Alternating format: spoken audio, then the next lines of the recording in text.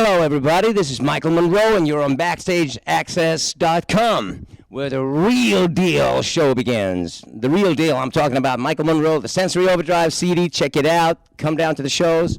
We rock like fuck, okay? See you down the road. Free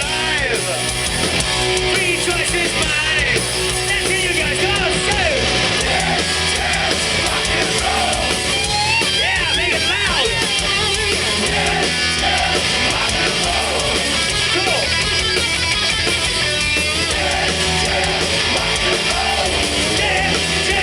Rock and roll. BackstageAxxess.com. We're here with a very special guest all the way from Turku, Finland, Mr. Michael Monroe. Hello, hello. How you doing? I'm doing good, yeah. We're at a show here at Peabody's in Cleveland, and these guys are going to be taking the stage in a little bit. And so you just came into town and just did sound check. How's everything looking so far? Looking great. It's great Yeah. to be in Steve Bader's hometown. It's great honor. And yeah, Steve was a dear friend, and I was a big fan always. Yeah, I live in Turku, Finland, even though I grew up in Helsinki, Finland. Right. And I lived in New York for 10 years in Manhattan. Okay. And before that, I lived in London for 5 years, and before that in Stockholm for a couple of years. So you want I've to been cover around. everything. Yeah, you're covering everything. Sensory Overdrive, the latest release from you. And tell us how the creative process, right there. Tell us how the creative process came about for the album. Well, we just had a bunch of song ideas that we put together during the course of last year, and, we wrote them and recorded them, and that's that. The simple process, then, no, right? Well, yeah, we just kept on writing along, whenever we were in the same place at the same time with the guys, and because everybody lived all over the world. And Ginger, your former guitarist, had a huge hand in the writing process with this CD, right? Yeah, Ginger was a big part of the writing process, and we're still going to write with him in the future. He just he's not in the live band anymore. He left in June. He wanted to spend more time with his kid, his 4-year-old kid, and he wanted to spend more time with his solo project. So we replaced him with Dragan, who's a great showman live. So yeah, we kept writing, and then we chose to have Jack Douglas to produce, and we went into the studio in September last year and recorded. We did 5 days of pre-production and then 2 weeks of recording, and that was that. Except the mixing, we did in Finland with this guy. It was me and this guy, Petri Majuri. He's a Finnish guy. It was really, really good. So he mixed the album in December. And Jack Douglas, in case anybody out there didn't know, produced some of the biggest albums of all time. He worked on John Lennon's Double Fantasy, worked with Aerosmith and everybody under the sun pretty much. And how did you get Jack Douglas to work with you? We sent him the demos, and he liked them, and he wanted to do it. So. And everything worked well with Jack. He let you guys have creative, freedom, and let you do your thing. Yeah, he let us do our thing. Actually, he didn't change anything just for the sake of changing it. Right. So that was good too. Okay. I thought it was very smart of him, and he had some good arrangement ideas and stuff. But things that didn't need to be changing, he left well alone, and it was really good. And it was enjoyable working with him. It was fun. He had some good Aerosmith stories and stuff. It was great. Dragan, you were just talking about, he just came in on board. And how's he working out with the band and the touring? He's working out great. Yeah. Great. He's as mad as I am live, hyperactive and crazy. So we're looking forward to seeing the band tonight, obviously. Yeah. Shows have been going good so far? Yeah, real good. And in case anybody doesn't know, in North America, you don't come over here very often. So this is a treat for us. Oh yeah, no, I'm coming back. I'm now starting to be here a bit more because the last 7 years, between 2002 and 2009, we had the Hanoi Rocks kind of rebirth. Right. And with Andy McCoy, me and Andy had the band going. We had some new guys and stuff. It was a bit different from the 80s. It was just mainly me and Andy and some bunch of guys. But Andy, as it turned out, he can't get into the States. He has a problem with the immigration. Immigration. You got here all right, though. Yeah, I have never had any problems with that. So as it turned out, he said it's a little thing, he's going to work it out. But as it turned out, he can't get into the country. So that was the reason I haven't played here for so long. But now that I'm solo, I'm free to come and go as I please. So I'll be back very soon. Next year, we're working on getting on maybe a bigger tour with hopefully opening up for someone a bigger name, so it can get to more people at the same time. And Andy, obviously, he came out with a book a short time ago, but I think everybody, out there is a huge fan of yours, is probably interested in you writing the book, because obviously you've been around for a while and you've seen it all. Yeah, well, I just first of all, there's a Hanoi Rocks book that came out in Finland in Finnish only, which is a shame because that's really the first decent book about Hanoi Rocks.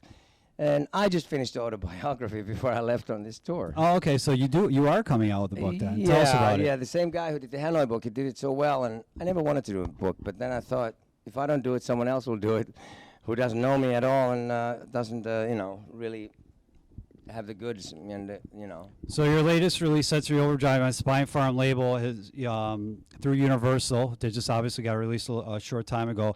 Was there any pressure that the band, or I should say you felt, doing this and, obviously releasing it over here? Was there any pressure of saying, I got to really make this good because this is going to be on the U.S. label, or is it pretty much you just do what you do?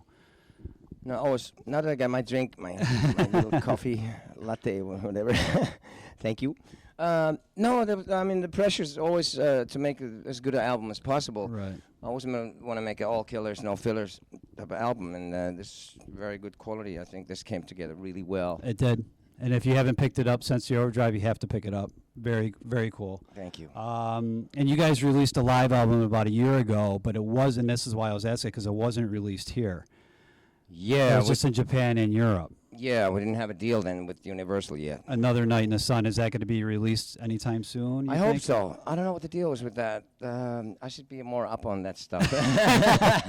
Well, you got your book coming. You're working on the book. What can, going back to the book, what can people expect out of this? Is this going to be kind of like a tell-all, or? Well, it's just my life from birth to here. Okay.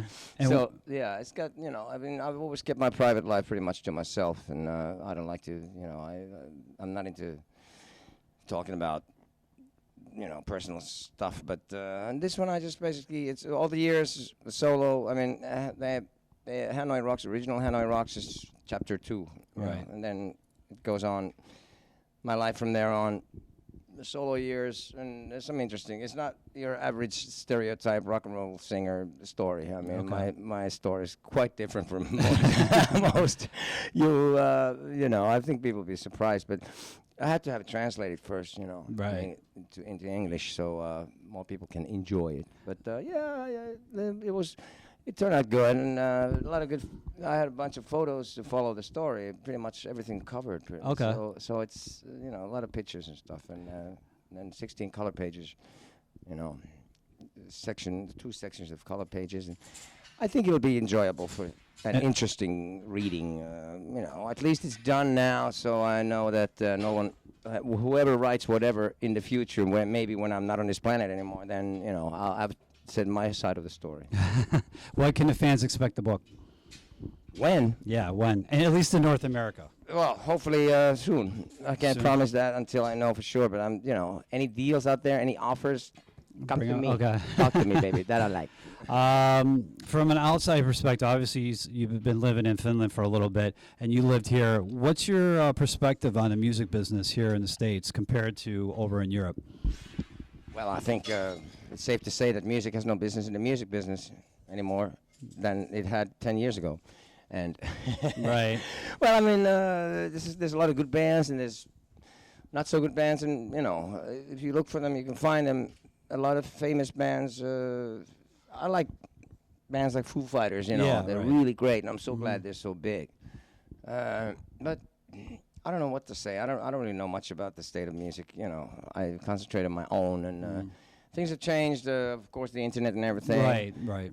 But to me, it's just about playing live and getting the music to the people, and making good records, and that's what I try to do.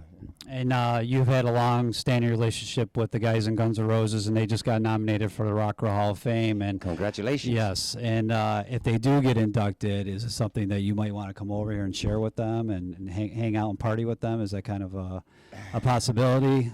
It's not so easy for me to just fly over to Finland, I'd love to be there, but I just want to say congratulations, and you certainly deserve it. And I'd love to I didn't even have a chance to go to the Hall of Fame. I haven't been there yet. Oh, you haven't even been there yet? No. So it would be nice to even just to have a museum tour.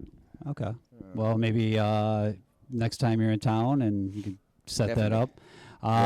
What can the fans expect when they come to see you live? Like, They can expect a high-energy rock and roll show with some good songs, good melodies, and I guarantee they will not be disappointed. If they like rock and roll, they're going to like this one. and wrapping up here with Mr. Monroe, all the way from Finland, we do appreciate you taking the time. What can the fans expect the rest of 2011 into 2012 from you? Well, coming back to the States to play, that's what we're Okay. working on, getting a tour next year and coming to play in the States as much as possible now, because I got to make up for the lost time. And that's a lot of lost time. So if fans expect him around and about, check out Sensory Overdrive. Pick that up. It's a great CD, and we appreciate Michael for taking the time to talk to us, man. Thanks a lot, man. Thank you. Thanks for having me. All right. BackstageAxxess.com. Check it out.